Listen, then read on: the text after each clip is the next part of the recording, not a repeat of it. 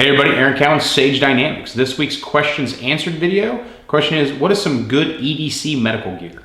Now, complain all you want about the proliferation of cool guy bro gear on the internet. One thing that is great about social media is it has propagated the desire, or at least the appearance of a desire, to be medically aware and to carry everyday carry gear that is medically oriented. And that's awesome. Of course, the caveat to that is if you're going to carry it, you should know how to use it. And no one is more unprepared to use medical gear than someone who hasn't been trained in how to use it and doesn't even understand its actual purpose, when to apply it. So obviously, if you're going to carry, and you should, medical gear of any sort, you should be trained on how to actually apply it. Everybody thinks that a tourniquet's a pretty straightforward device, and that's obviously something that you should have on you at all times because you may need to use it on yourself. But if you don't understand the when to apply a tourniquet, and specifically the where to apply a tourniquet, then you might actually be doing more harm than good when you actually use it. With that out of the way, what's some good everyday carry medical gear? For me, it's a tourniquet. It's an anticoagulant. It's some simple gloves, and then some kind of pressure dressing or bandage like Curlix or something like that. Basic, very small package is going to get me through whatever situation I might encounter, because I'm far more likely to need the medical gear than I am to need my firearm. But I want to, again, stack the odds in my favor and carry stuff like that. One of the things that I see sometimes going the wrong way is how much stuff someone should have on them. Like, you don't need a nasopharyngeal airway unless you work in the medical field. You don't need a decompression needle unless you work in the medical field.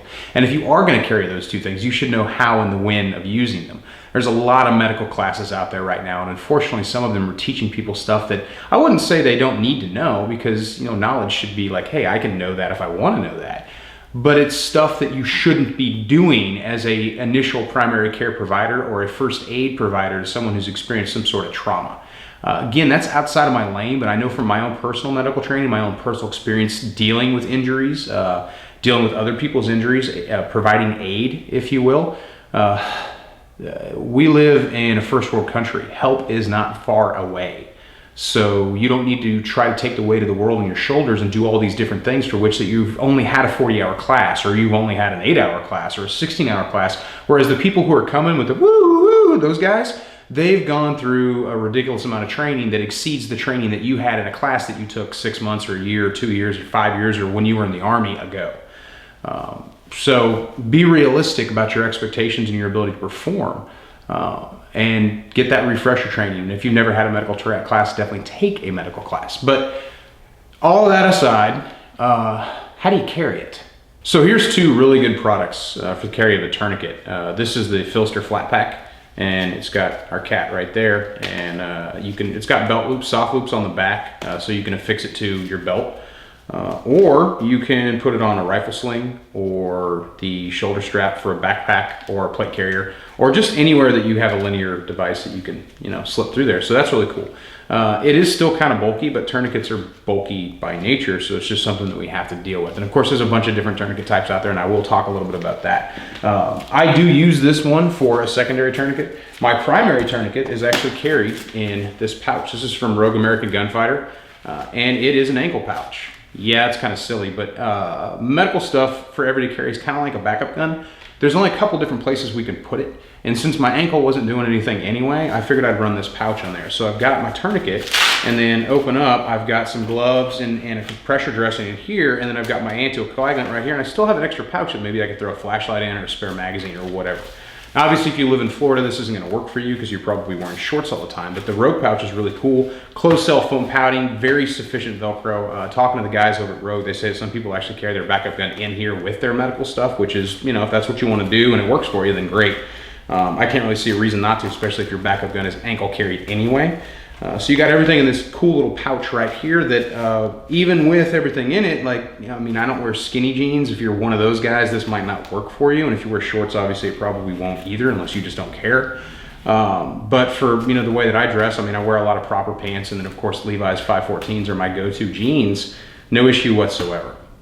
I tend to keep tourniquets everywhere that in somewhere that I might need one. My plate carrier, my patrol bag, my everyday goes in the vehicle bag that has all my stuff for the day or whatever, and of course my ankle carry, and then I have that flat pack which goes on my plate carrier or what have you. I don't want to get too much into types of tourniquets, but one thing I will say is the RATS tourniquet. There's people are split right down the middle on this thing. Some people love it, some people hate it. I like it a lot for this very simple reason. It is the easiest tourniquet to apply to a child. That's pretty cool if you think about it, because you don't know the age or the size of the person that's going to be injured that you might be rendering aid to.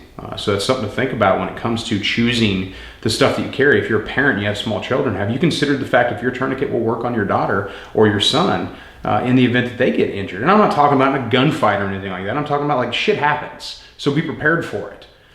So the rats, and again, the rats is super tiny. You can actually carry this in your pocket. It's a lot easier to carry in your pocket versus the SWAT T or the cat or whatever tourniquet you're having to choose. But this one goes in my everyday carry bag just because if I need to apply a tourniquet to a smaller person or a child, the rats is going to do a better job, easier and faster than one of these other tourniquets that they will work, but it's a longer period of adjustment, relatively speaking, than just throwing the rats on there. So that's pretty much my advice on everyday carry medical gear. Keep it simple, keep it realistic, and be trained and know how to use that which you're carrying around with you.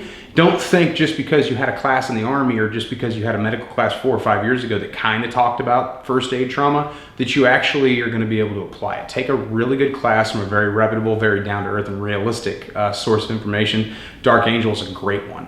I'm Eric Allen with Stage Dynamics. Train accordingly.